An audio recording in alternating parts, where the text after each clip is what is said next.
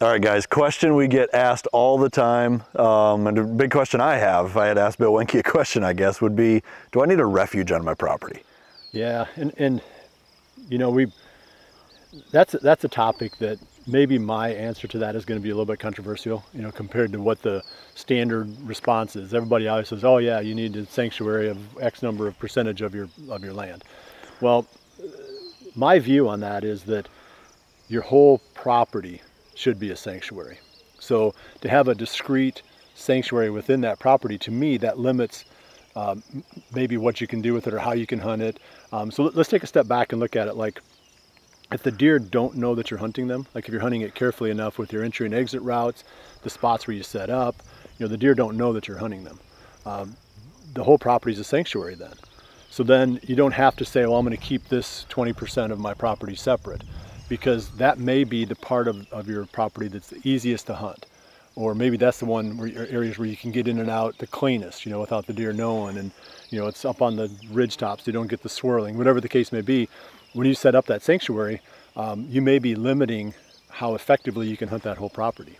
So, you know, the farm that we owned, I didn't have a specific sanctuary, but a really big part of that farm I never hunted, because I couldn't get in and out of there without the deer knowing. They were bottoms, or they were super steep, or you had to go too far to get to it. You had to make too much of a disturbance, you know, to make that effective, because the deer knew that I was hunting them if I went to those places. I mean, you think the deer can delineate between threatening activity and driving a four-wheeler by them, you're saying? Well, see, that's the other thing about the sanctuary. Everybody says, well, you can't go in there ever, right? Like, you can't shed hunt there, you can't, some people won't even put food plots in their sanctuaries because they're so afraid that the deer is going to hear the tractor go by. Like, well, you know, I feel like that's a way extreme overreaction to deer behavior. The deer can't know that you're hunting them, but they're going to know that you're there, right? Yeah. At different times of the year. So the goal is not to say, well, I don't want the deer to ever interact with people. I just don't want the deer to ever interact with people in a way that seems threatening to the deer. Okay. So you're always looking for, you know, obviously you don't want to run over the whole property, you know, and chase the deer out of all the places that they bed, you know, because you and your family are out there all the time messing around. But you wouldn't do that.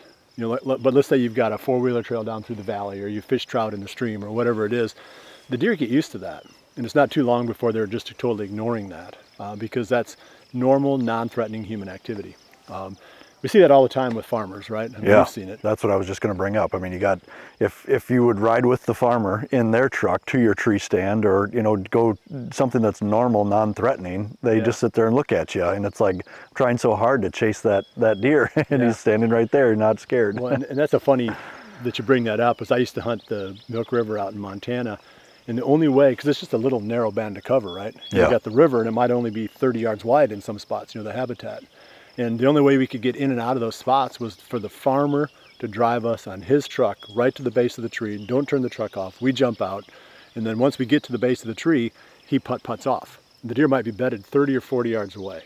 As long as they don't see you climb that tree, they rise up at the end of day, you know, normal time. They get up and head out into the alfalfa fields. Well, if you would have tried to sneak in there, they'd have seen you coming, they'd have paid more attention to it, especially if you tried to sneak out. Yeah. You know, then all of a sudden you've educated all those deer. But by matching the normal human activity in that area, we were able to get away with murder, and the deer never even knew we were hunting them. Yeah. So another example is one of my neighbors was right next to one of my best stands, his house. And rather than me trying to figure out how do I sneak in here, you know, his dogs would bark and all that stuff, I would just pull right into his driveway. You know, slam the door on my truck, you know, whatever, and the dogs would start barking, you know, and I'd sneak down the road and pop into my tree stand, you know, 100 yards away. Yeah. The deer didn't pay any attention to that because they were already used to the noise and the activity around that guy's home site. So I just took advantage of that and used that to my advantage. So anyway, I know we're swinging a big wide circle here, but you can use a property more than you think. You know, you didn't buy it, you know, well, maybe you bought it only to deer hunt, but at a certain point you're going to say, I want to take my family for picnics, I want to go fishing in the pond, I want to do these other things here, I want to be able to enjoy this investment. I don't want to have like this hands-off policy with everything. Yeah. You can do that.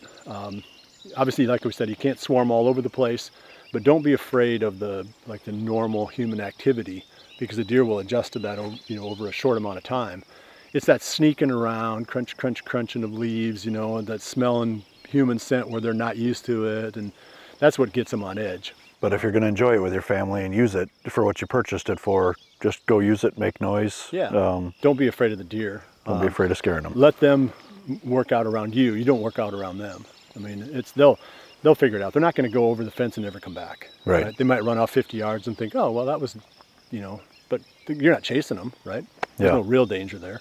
Do you think a strategy for, I mean, if you're really chasing a big deer and you have to move a stand and do something, is that a strategy where it's like, I always use an ATV, I always use a chainsaw, I'm always clanking around with a pole saw, and don't try to sneak in there at 3 hours before daylight to put in a tree stand, go in at noon and make a bunch of noise and just do it that way? I think there's two ways. There's two ways to look at that. Either I have to know I can do it without any deer knowing that I did it, or I got to let every deer know that I'm doing it, you know, well in advance of me getting there. So there's not that middle ground is where you get in trouble. It's like you're kind of sneaking, but you're not very good at sneaking. Not very careful. Right. I mean, maybe you're good at sneaking, but the setup just isn't one that you can get away with.